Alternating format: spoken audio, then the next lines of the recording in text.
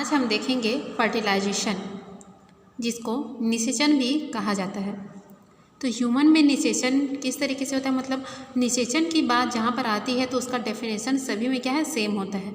जैसे कि fusion of male and female gamete is called fertilisation. ठीक है, यहाँ पर ये फर्टिलाइजेशन का स्पेलिंग गलत है, ठीक है, उसको आप लोग देख लेंगे।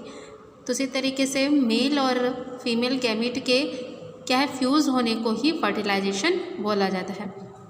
तो अभी हम लोग क्या देख रहे हैं, ह्यूमन में फर्टिलाइजेशन किस तरीके से होता है उसके बारे में देखते हैं, जिसके कुछ वेरियस स्टेप हैं। There are many step of fertilization. तो फर्टिलाइजेशन को हम लोग जो भी स्टेप आ रहा है यहाँ पर इसको 3 स्टेप में इसको डिवाइड कर देंगे। जैसे कि क्या दिया है, प्री फर्टिलाइजेशन इवेंट, फर्टिलाइजेशन और पोस्ट फर्टिलाइजेशन इवेंट। तो अब देख लेते हैं हम लोग कि प्री फर्टिलाइजेशन इवेंट में कौन कौन से स्टेप आएंगे। सबसे पहला दिया हुआ है अटैचमेंट ऑफ स्पर्म इनटू ओवा। ठीक है, ये अटैचमेंट में क्या जाएगा, पूरा जो स्पर्म है या फिर जो सीमेन होता है उसका फीमेल जेनिटल ट्रैक्ट में इंटर से लेकर किस तरीके से वो उससे अटैच होता है, यहाँ तक का प्रोसेस इसमें आएगा। ठीक है, अगला क्या है, पेनेट्रेशन ऑफ स्पर्म इनटू ओवा। पेनेट्रेशन यानी कि हो जाएगा, ठीक है, ये पेनेट्रेशन यानी कि छेदना। ठीक है, मतलब स्पर्म जो है जब वो ओवम से जाकर जुड़ता है तो उसको छेदने लगता है, पेनेट्रेट करने लगता है। तो इस क्रिया को ही क्या है, पेनेट्रेशन ऑफ स्पर्म इनटू ओवा। किस तरीके से यह क्रिया होती है इसके बारे में ये देखना है। कैपेसिएशन है अगला स्टेप। कैपेसिएशन में हो जाएगा कि फर्टिलाइजेशन के दौरान स्पर्म में जो भी फिजिकल चेंजेस होते हैं वो चेंजेस क्या है, कैपेसिएशन कहलाते हैं। नेक्स्ट है डिस्चार्ज ऑफ मेल न्यूक्लियस। देखिए, मेल गैमेट यहाँ पर इसलिए नहीं बोल रहे हैं क्योंकि स्पर्म ही क्या होता है, एक गैमेट होता है, लेकिन यहाँ पर पूरा स्पर्म का जो बॉडी है वो पूरा का पूरा ओवम के अंदर नहीं जाता, केवल स्पर्म का क्या है, न्यूक्लियस ही अंदर इंटर करता है। कहाँ, ओवम के अंदर, इसलिए इसको मैंने यहाँ पर लिखा हुआ है मेल न्यूक्लियस। ठीक है, तो ये तो था प्री फर्टिलाइजेशन इवेंट। अगला है fusion of male and female gamete, जिसको बोला जाएगा फर्टिलाइजेशन।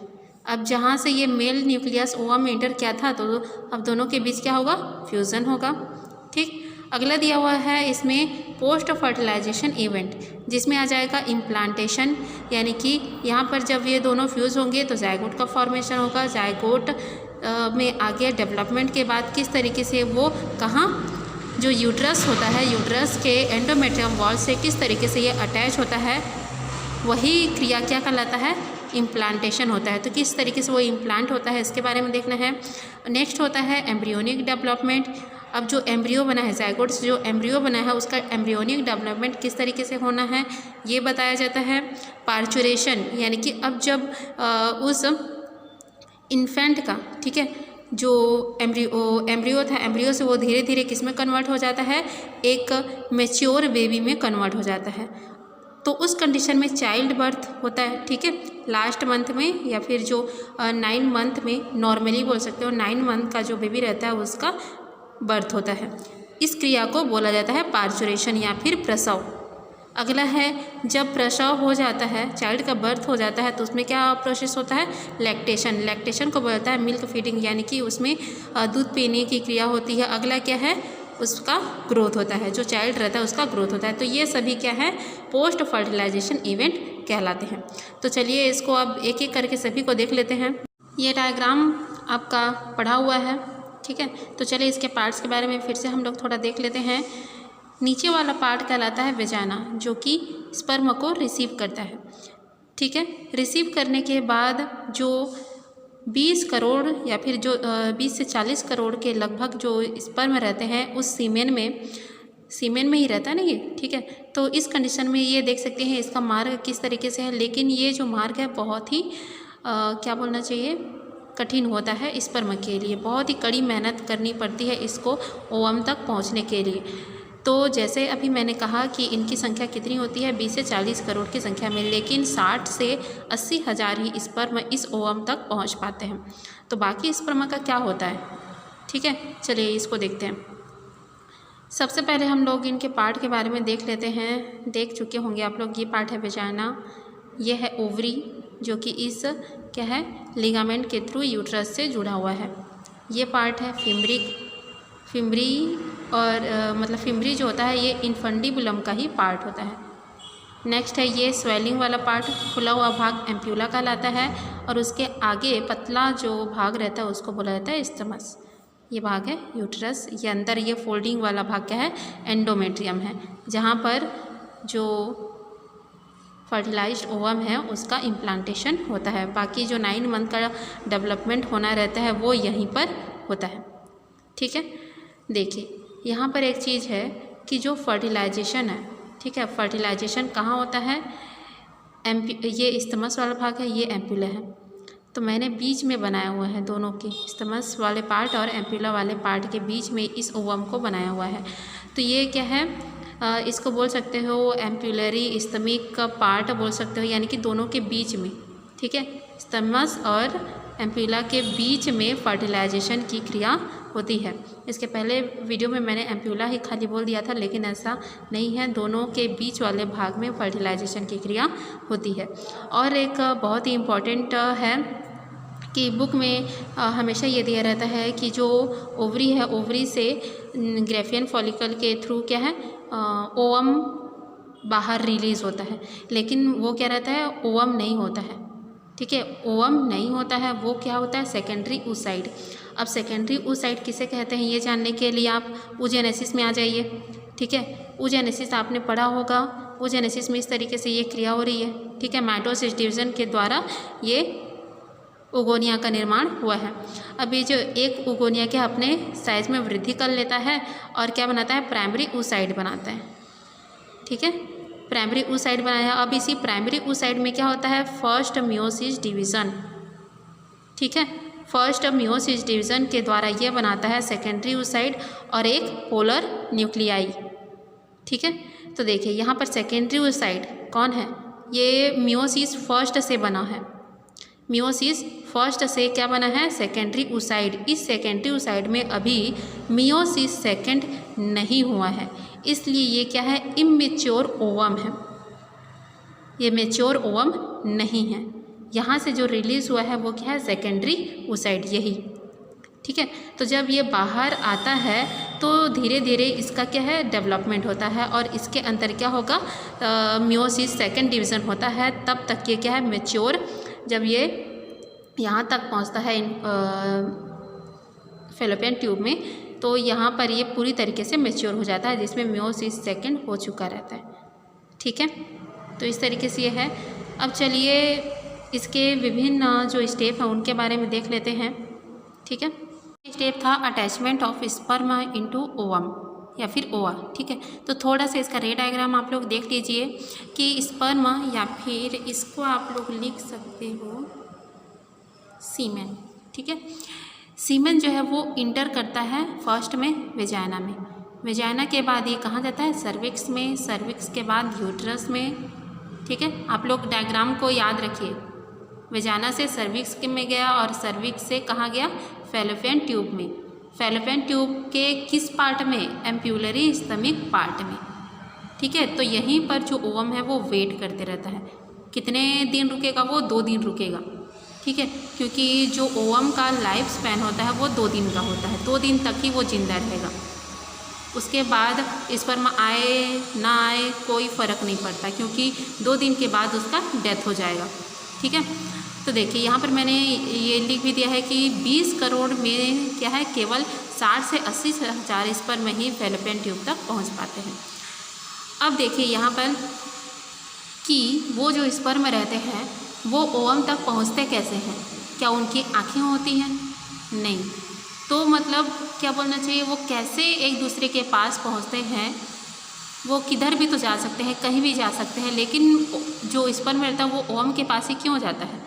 तो इसके लिए क्या होता है ओवम के द्वारा क्या रिलीज़ होता है फर्टिलाइजिन, एक रासायनिक पदार्थ है, ठीक है। रासायनिक पदार्थ का सिक्रेशन करता है, और उसी तरीके से जो स्पर्म होता है वो भी एंटी फर्टिलाइजिंग एक केमिकल सब्सटेंस रिलीज़ करता है, दोनों के द्वारा, ओवम के द्वारा फर्टिलाइजिन और स्पर्म के द्वारा एंटी फर्टिलाइजिन। जो एंटी फर्टिलाइजिन ये केमिकल रहता है ये किसकी ओर आकर्षित होता है? फर्टिलाइजिन जो पदार्थ रहता है इसकी ओर आकर्षित होता है। तो जहाँ से ये रिलीज़ हो रहा है उसी की ओर आकर्षित होते जाते हैं और उसी दिशा में ये गति करते हैं। तो इस तरीके से स्पर्म जो है वो ओवम तक पहुँच जाता है। अब यहाँ पर देखने वाली बात है कि 20 करोड़ में से केवल 60 से 80 हज़ार ही क्यों पहुँचते हैं? तो यहाँ पर जब ये इंटर करते हैं सर्विक्स में, ठीक है, सर्विक्स में आप लोग देखोगे ये सर्विक्स इसका कहाँ है? यहाँ पे। तो सर्विक्स जो रहता है वो बहुत ही सकरा होता है, ठीक है, सकरा होता है, लेकिन यहाँ पर क्या है, इनकी संख्या अधिक होती है, तो इस वजह से भी कुछ स्पर्म कुचल दिए जाते हैं। साथ ही साथ जो क्या बोलना चाहिए, सर्विक्स का जो यहाँ पर नेचर होता है वो एसिडिक होता है, ठीक है, अम्लीय प्रकृति का होता है, तो वहाँ पर भी कुछ स्पर्म सर्वाइव नहीं कर पाते, और जो इस अम्लीय प्रकृति से क्रॉस कर जाता है वही स्पर्म क्या है, मतलब जिंदा रहते हैं, बाकी डेथ हो जाते हैं। तो इस तरीके से ले देकर क्या है, कितने 60 से 80 हज़ार स्पर्म ही पहुँच पाते हैं। तो इस तरीके से आप लोग मैंने देखे बना दिया है कि ओवम अभी वेट कर रहा है, स्पर्म इस तक नहीं पहुंचा हुआ है। अगला स्टेप था penetration of sperm into ovum. देखिए, अब पेनेट्रेट करने के लिए आपने देखा होगा कि जो स्पर्म का स्ट्रक्चर है उसके हेड वाले पोर्शन में पाया जाता है एक्रोसोम, ठीक है, एक्रोसोम जो कि राइबोसोम से मिलकर बना होता है, मतलब उसके संगठित हो जाने से। तो एक्रोसोम जो रहता है वो क्या करता है, जैसे ही यहाँ पर ये अपने सर को आके धंसा लेता है, किससे? ओवम से, ठीक है, ओवम से आकर अपने सर को धंसा लेता है, मतलब जितने भी स्पर्म रहते हैं वो सारे आकर इसमें उसको छेदने का कोशिश करते हैं, सभी स्पर्म, ठीक है, लेकिन एक ही पॉइंट रहता है ओवम का जहाँ से पेनेट्रेशन क्रिया होता है, जिसको एपिकल पोल और वेजिटल पोल बोला जाता है। तो इसका जो एपिकल पोल रहता है वही क्या रहता है, एक्टिव साइड, एक सक्रिय स्थल बोल सकते हो इसको, ठीक है, एक ही सक्रिय स्थल होता है ओवम में, और उसी सक्रिय स्थल से जो स्पर्म आकर जुड़ेगा वही अंदर जा पाएगा, मतलब उसी का न्यूक्लियस अंदर जा पाएगा, ठीक। तो अब पेनेट्रेट कैसे करेगा? क्या इसके पास कोई हथियार है? तो मतलब किस तरीके से, क्या खोदेगा इसको? नहीं। तो चलिए, इसके लिए भी इसके पास कुछ चीज़ें हैं जिससे ये इसके अंदर जा सकते हैं। देखिए, स्पर्म रिलीज फॉर पेनेट्रेशन क्या करता है, ये पेनेट्रेशन के लिए क्या रिलीज़ करेगा?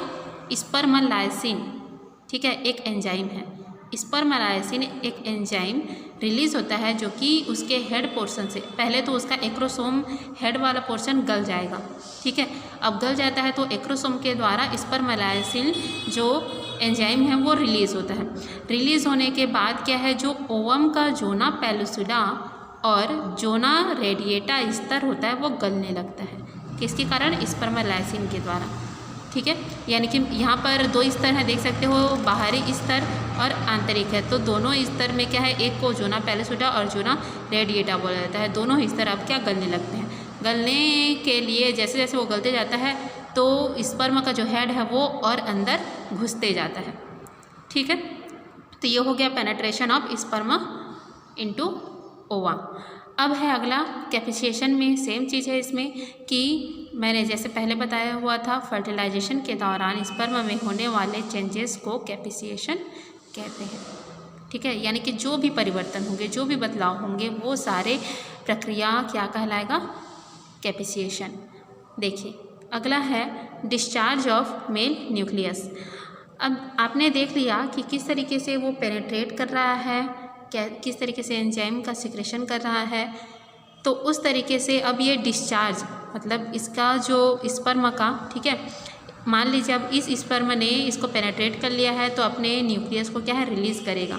यहाँ पर देख सकते हो आप लोग कि ये जो स्पर्म है इसका केवल न्यूक्लियस ही अंदर गया है ओवम के अंदर, इसका बाकी जो पार्ट है वो बाहर ही रह जाता है, मतलब इसका हेड भाग, आधा हेड भाग, इसका नेक और टेल, ये तीनों ही क्या हो जाते हैं, नष्ट हो जाते हैं, ठीक है। अब जैसे ही क्या होता है, एक न्यूक्लियस मतलब एक मेल गैमीट जैसे ही एक स्पर्म क्या है सबसे पहले, जो स्पर्म सबसे पहले इस ओवम को पेनेट्रेट करता है वह उसी का न्यूक्लियस अंदर इंटर करता है, डिस्चार्ज हो पाता है। तो जैसे ही ये पेनेट्रेट करना स्टार्ट करते हैं तो क्या है, ओवम के चारों ओर एक ऐसा लेयर बन जाता है जो कि बाकी स्पर्म को पेनेट्रेट नहीं करने देता। ठीक है, मतलब केवल एक ही के द्वारा ये फर्टिलाइजेशन की क्रिया होगी, बाकी के अब जैसे ही ये करेगा तो एक स्तर बन जाता है, कठोर हो जाता है कहने का मतलब। अब कठोर हो जाएगा तो इनके द्वारा ये पेनेट्रेट नहीं हो पाएगा। ठीक है, अगला है इसमें कि अब जैसे ही ये क्या करेंगे, ये नष्ट हो जाते हैं इसका बाकी पार्ट। अब देखिए आगे क्या होता है, यहाँ पर जो छेद हुआ है, ठीक है, जो गल गया है स्तर, तो ये जो स्तर रहता है ये म्यूकोपॉलीसेकेराइड और हाइलुरोनिक अम्ल द्वारा एक दूसरे से चिपक जाते हैं। ठीक है, मतलब यहाँ पर अब ये तो गल जाएगा लेकिन यहाँ पर ये छेद हो जाएगा, तो ये छेद जो रहता है ये क्या रहेगा, आपस में चिपकने के लिए किसकी ज़रूरत होती है, म्यूकोपॉलीसेकेराइड और हाइलुरोनिक अम्ल, इनके द्वारा ये एक दूसरे से चिपक जाते हैं। अगला जो पॉइंट है वह क्या है, fusion of male and female gamete. तो जाहिर सी बात है इसमें मेल एंड फीमेल जो गैमिट होते हैं उसका फ्यूज़न होता है और ये जो हैप्लॉइड न्यूक्लियस हैं ये आपस में फ्यूज़ होकर क्या बनाते हैं, डिप्लॉइड ज़ायगोट का फॉर्मेशन करते हैं। तो अब ये ज़ायगोट किस तरीके से यूट्रस में जाकर इम्प्लांट होता है उसके बारे में देख लेंगे, जो कि अगला पॉइंट है, यानी कि इम्प्लांटेशन को आप इस डायग्राम के थ्रू समझ सकते हैं। यानी कि देखिए यहाँ पर बहुत सारे स्पर्म इस ओवम को छेद रहे हैं, छेदने के बाद क्या होता है, इनका जो न्यूक्लियस रहता है वो ओवम में इंटर कर जाता है। यहाँ पर आप लोग देख सकते हो। ठीक है, mail and female pro nuclei दोनों का ये न्यूक्लियस है। नेक्स्ट में क्या होता है, अब ये कंबाइन होकर क्या बनाएंगे, ज़ायगोट बनाएंगे और उस ज़ायगोट में होगा फर्स्ट क्लीवेज, यानी कि यहाँ से लेकर यहाँ तक ये क्या रहता है, एम्ब्रियोनिक डेवलपमेंट। ठीक है, यहाँ पर ये एम्ब्रियोनिक डेवलपमेंट होता है, इसको भी हम लोग पढ़ेंगे जब एम्ब्रियोनिक डेवलपमेंट पॉइंट आएगा, तो इसके जस्ट बाद आने वाला है। ठीक है, तो ये किस तरीके से ज़ायगोट बनने के बाद एम्ब्रियोनिक डेवलपमेंट होता है और ये बनाता है ब्लास्टोसिस्ट। ठीक, ब्लास्टोसिस्ट बनाता है और यही ब्लास्टोसिस्ट जो रहता है वो इस एंडोमेट्रियम की वॉल से धंस जाता है। यानी कि देख सकते हैं आप लोग 7वें डे में ये आकर ये धंस जाता है और धीरे धीरे क्या है, अपना ग्रोथ करने लगता है। ग्रोथ करने के बाद देख सकते हो आप लोग किस तरीके पूरी तरीके से एंडोमेट्रियम की वॉल में और अधिक धंस गया है। तो ये कितने दिन में हुआ है, 8वें दिन, मतलब फ्यूज़न के 8वें दिन में ये क्या है, जो ब्लास्टोसिस्ट रहता है वो एंडोमेट्रियम से आकर ये इम्प्लांट हो जाता है। तो यही क्रिया का क्या कहलाती है, इम्प्लांटेशन या फिर रोपण। तो अगला जो पॉइंट हम लोग देखेंगे वो है एम्ब्रियोनिक डेवलपमेंट, जो कि नेक्स्ट वीडियो में देखेंगे हम लोग।